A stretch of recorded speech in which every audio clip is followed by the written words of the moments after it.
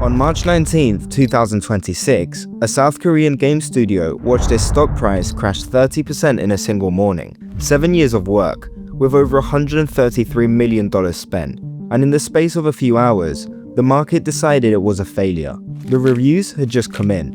Metacritic scored it a 78.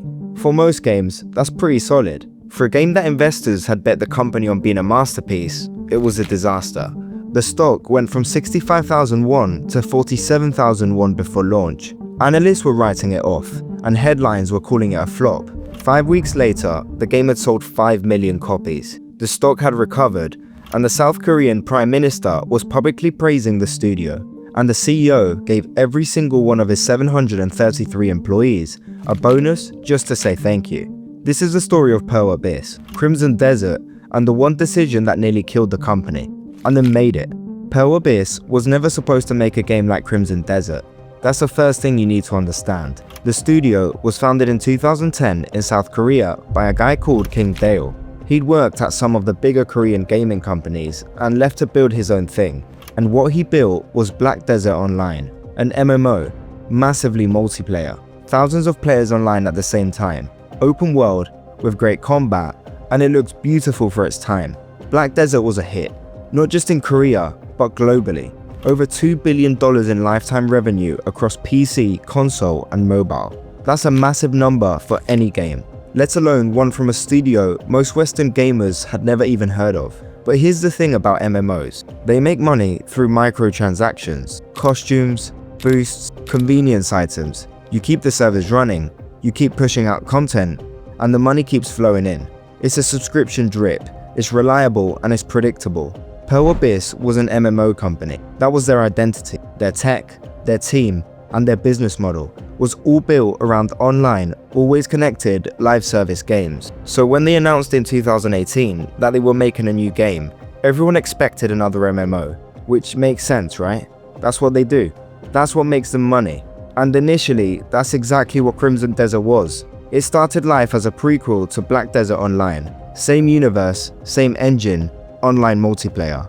Then something changed. At some point during early development, and nobody outside the studio knows exactly when or why, Pearl Abyss made the decision that would define the next 7 years of their existence. They scrapped the MMO, and Crimson Desert would be a single-player game. No multiplayer, no live service, and no microtransactions. Just a story, a world, and a $70 price tag. Think about how insane that decision is. You're a studio that made over $2 billion from an MMO. Your entire business model is built around keeping players online and spending money over time. And you turn around and say, actually, we're going to spend 7 years and $133 million building a game that people buy once. It's like McDonald's announcing they're opening a Michelin-star restaurant. You can do it, but everything about your company was built for a different thing. And the development was rough. The game was first shown at the Game Awards in 2020, with a cinematic trailer that blew everyone away. People lost their minds, the hype was enormous, and then in 2021, Pearl Abyss went quiet. They delayed the game indefinitely, no new release date, without an explanation, and it was just complete silence. Behind the scenes, reports from anonymous developers suggest the project was struggling with its own identity. It had started off as an MMO, now it was a single player.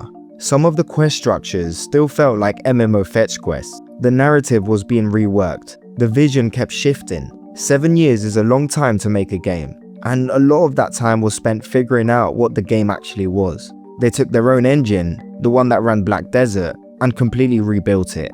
The new version, called Black Space Engine, was designed from scratch to handle the kind of single-player cinematic experience they were going for. They even sent a team to Sicily to study the architecture and landscapes so they could build a world that felt real and lived in.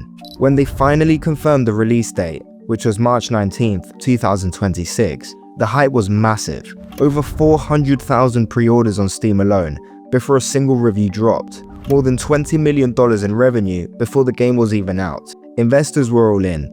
Analysts were predicting a Metacritic score of 85 to 90, a potential Game of the Year contender. The stock price reflected all of this optimism, and then the reviews dropped. 78 on Metacritic, that was the number. Now let me be clear, 78 is actually a pretty good score. For most games, that's a win.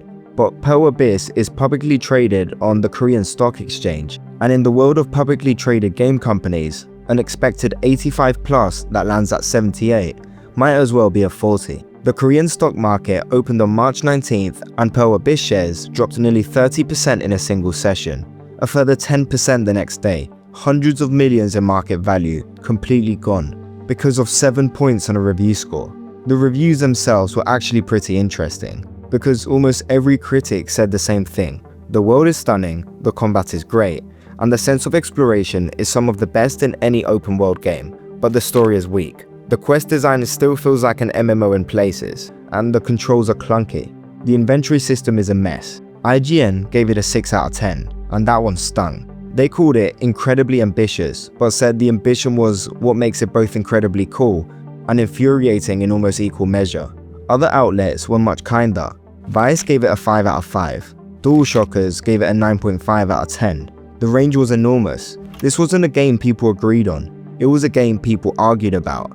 And the players? Players actually had a different opinion entirely, because while the stock was crashing, the Steam charts were telling a completely different story. 240,000 concurrent players on day one, number 1 on Steam's bestsellers list, and that was before the day 1 patch even went live. The same patch that fixed a lot of the control and UI issues reviewers had complained about.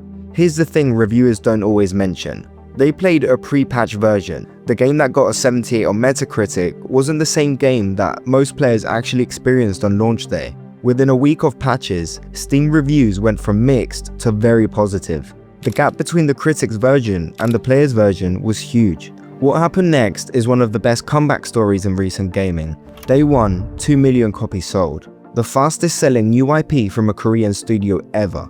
But the stock was still tanking. Day 5, 3 million copies. Pearl Abyss kept pushing patches, controls improved, performance kept improving, and the quality of life features were added, which was like more storage and more fast travel points. 2 weeks in, and 4 million copies sold.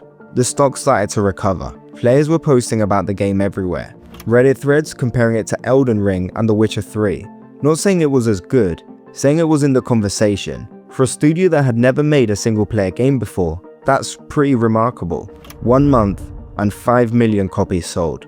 And that's when it went from a good story to a great one. Pearl Abyss CEO sent an internal message to all 733 employees. He said, "I express my deep respect and gratitude for the hard work of each and every one of you who created a product that the world is enthusiastic about."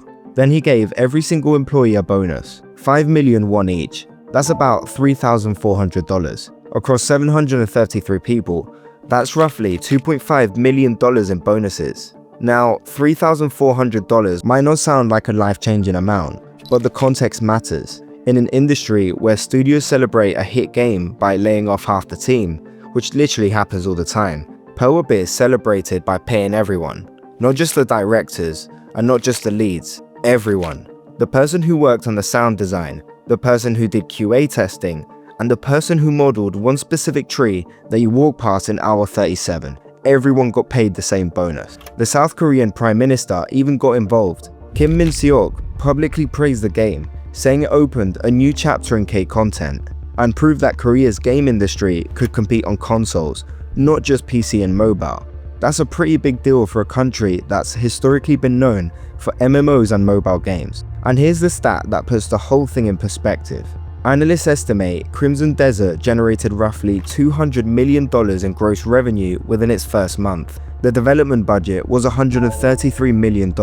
So in 5 weeks, the game had already paid for itself and then some. So here's the bit that makes this story actually interesting and not just game sells well. Every other video about Crimson Desert is going to tell you about the reviews, the sales numbers, and the patches. That's the surface level story. Here's what's actually going on underneath. Pearl Abyss just proved something that the entire gaming industry has been afraid to test. A live service studio, a company built entirely around recurring revenue and microtransactions, can make a premium, single player, buy once game and succeed. That goes against everything the industry has been telling us for the last decade.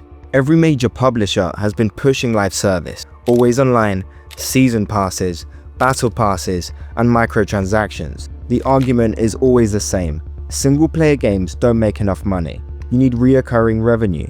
You need players coming back week after week spending money. And Pearl Abyss said no. And they didn't just say no in theory. They put $133 million behind it. They bet the company on it. Their stock created on launch day because investors weren't sure it would work. It did. It's also worth talking about the engine. Most big budget games are built on Unreal Engine, which is made by Epic Games. In the US, Pearl Abyss built their own engine, Black Space, from the ground up. That's the Korean Prime Minister's point. This isn't just a Korean game. It's a Korean game built on a Korean technology. In an industry dominated by American and Japanese engines, that mattered. And then there's the human side.